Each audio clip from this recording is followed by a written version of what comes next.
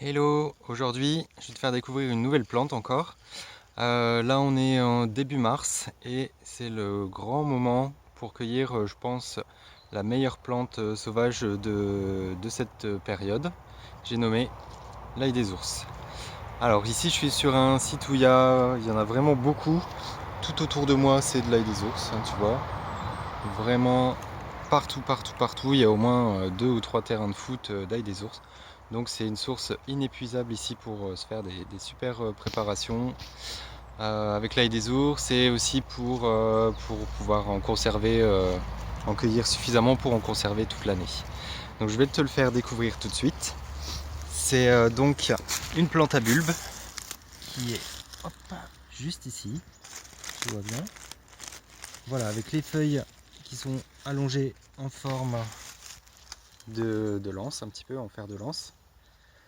On dit lancéolée du coup, hein, au niveau du terme botanique. Elles ont, chaque feuille a des nervures parallèles. Je ne sais pas si tu vas bien voir. Alors je vais me mettre peut-être plus au soleil. Il y a des nervures parallèles.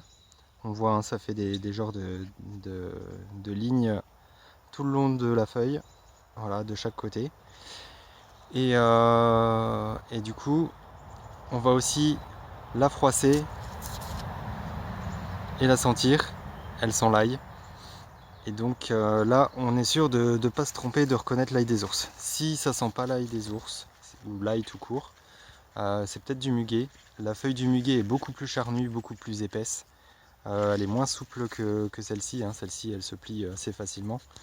Et elle est assez transparente. La feuille du muguet va être plus dense et va donc pas laisser passer la lumière comme cette feuille-là. Et en plus, elle n'aura pas cette odeur d'ail caractéristique, hein. Donc l'ail des ours il comporte une partie aérienne, c'est les feuilles qu'on va cueillir en ce moment, et aussi une partie souterraine, pardon. Donc c'est sous forme de bulbe. Donc je vais prendre un petit couteau, sortir un ou deux bulbes du sol pour te montrer à quoi ça ressemble. Voilà, alors j'ai récupéré un bulbe, ça n'a pas été facile parce que la terre était assez dure dans le fond, et je vais te montrer tout de suite. Donc voilà, le bulbe, à quoi il ressemble. On voit bien les racines. Là, c'est la partie bulbe qui est plus sombre. Et après, c'est la tige qui se développe. Donc tout ça c'était sous la terre, hein, à la base. Il y avait vraiment juste le tout petit bout qui dépassait du sol. Mais voilà, en gros, si tu veux le bulbe, il faut vraiment aller très profond. Ça, je vais le replanter, comme ça, il va pouvoir continuer de se développer, puis nous donner des bonnes feuilles. Chaque bulbe fait une seule feuille, du coup. Donc à chaque fois que tu vois une feuille, tu sais qu'il y a un bulbe en dessous. Ici, j'ai cueilli le bulbe parce qu'il y en a vraiment beaucoup. Mais il n'a pas plus d'intérêt que les feuilles. Autant cueillir les feuilles et le bulbe repousse chaque année comme ça, si on prend que la feuille. Alors que si on prend le bulbe, c'est sûr que là, il y aura plus, la plante aura plus la possibilité de se développer. Donc voilà, mais on peut quand même le consommer, on peut l'utiliser en salade quand il y en a suffisamment, qu'on peut le cueillir sans dégrader le site. On peut le consommer, on peut le cuire, on peut le manger cru dans les salades par exemple, tout ça. Donc voilà, ça c'est une super plante pour le début du printemps qui va nettoyer le corps en plus, qui va permettre d'éliminer toutes les toxines qu'on a accumulées l'hiver. Donc je te le recommande d'en manger beaucoup au printemps. Je suis tombé sur un pied aussi qui commence à avoir des fleurs. Donc, je vais te les montrer parce qu'on peut les consommer façon capre. Les boutons floraux qui sont encore fermés, tu peux les utiliser, tu les mets dans le vinaigre et tu fais un peu comme des cornichons ou des capres. Voilà, c'est super bon pour les salades et tout ça. Et aussi, dès que la fleur est épanouie, tu peux très bien cueillir la fleur et décorer tes salades avec. Donc l'ail des ours, tu peux manger vraiment toute la plante de la racine jusqu'aux fleurs. C'est vraiment une plante super intéressante, surtout qu'elle a l'habitude de pousser en gros champs, en général dans les forêts, donc voilà, c'est assez facile. Donc je te montre la petite fleur tout de suite. Hop. Donc tu vois juste ici les petits boutons floraux qui commencent à arriver. Il y en a déjà 2 là. Voilà, et ça, bon, faut les laisser grossir un petit peu. Là, ils sont encore assez élancés. Ils vont commencer à se boursoufler, à devenir plus ronds. Et à partir de ce moment-là, tu vas pouvoir les récolter pour les mettre au vinaigre ou dans les salades. Voilà.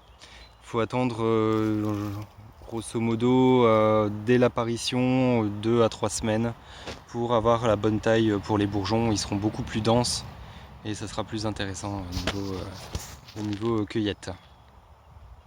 Alors pour t'expliquer un petit peu où l'ail des ours pousse, il suffit de regarder un petit peu autour de moi. Voilà, tu vois, donc il y a la rivière qui est importante, la forêt et donc toute cette partie qui est sous les arbres, qui est suffisamment à la lumière, mais pas trop, il se développe très bien à l'ombre, il n'y a pas de souci. Par contre, il a besoin d'une forêt assez ancienne, où il y a pas mal d'humus et pas mal d'humidité dans le sol. Donc là, voilà, il est super bien, il pousse à foison, tout ce qui est au fond là-bas, c'est de l'ail des ours. Il y en a tout le long du chemin pour remonter aussi d'un côté et de l'autre, donc voilà, c'est top.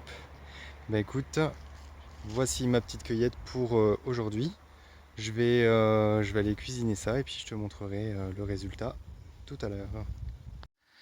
Donc avant de passer à la cuisine, je vais te partager les confusions possibles qu'il y a avec l'ail des ours. J'ai déjà parlé juste avant du muguet. Et je vais te parler d'une autre plante qui pousse vraiment aux mêmes endroits que l'ail des ours et avec lequel potentiellement on peut se tromper si on ne fait pas attention. Je vais t'expliquer maintenant comment faire pour être sûr de ne pas se tromper. Donc la plante qu'on va regarder maintenant, c'est l'arôme tacheté, qui est juste ici, donc. C'est Arum maculatum. Quand les feuilles sont jeunes, en fait, elles sont toutes ovales comme ça, et on peut les confondre avec l'ail des ours. Tu vois, là c'est des jeunes pousses d'ail des ours. Voilà. Elles sont, là on voit, elles sont pointues quand même, mais des fois elles peuvent être un peu plus arrondies. Et en fait, voilà, tu vois, ça pousse vraiment à côté, l'un à côté de l'autre. Et pour les différencier, c'est pas compliqué. Il y a des nervures sur la feuille. Les nervures de l'ail des ours sont parallèles. Alors j'en ai une grosse juste là, je vais te montrer. Tu vois là, on voit bien les nervures qui sont parallèles. Voilà. Alors que sur l'arôme tacheté, on va regarder sur la grosse feuille, ça sera plus simple. Tu vois, les nervures sont pas du tout parallèles. Elles vont vers l'extérieur, elles sont très ramifiées. Et aussi, là tu vois, c'est une feuille qui s'est développée un petit peu plus. Il y a des oreillettes qui commencent à pousser. Voilà. Ensuite qui se développe beaucoup plus comme sur cette feuille là, et c'est là que on va pouvoir vraiment différencier facilement l'ail des ours. Mais les nervures sont déjà un bon point. Là tu vois, il n'y a pas du tout d'oreillettes, elles se sont pas encore développées, et voilà. Donc comment faire pour ne pas confondre avec l'arôme tacheté? Regarde les nervures et tu seras sûr d'avoir de l'ail des ours. Aussi, donc, petite précision sur l'arôme tacheté, c'est donc une plante qui est considérée toxique et voire mortelle, donc à éviter absolument de cueillir. Voilà, et ben c'est terminé pour cette partie-là.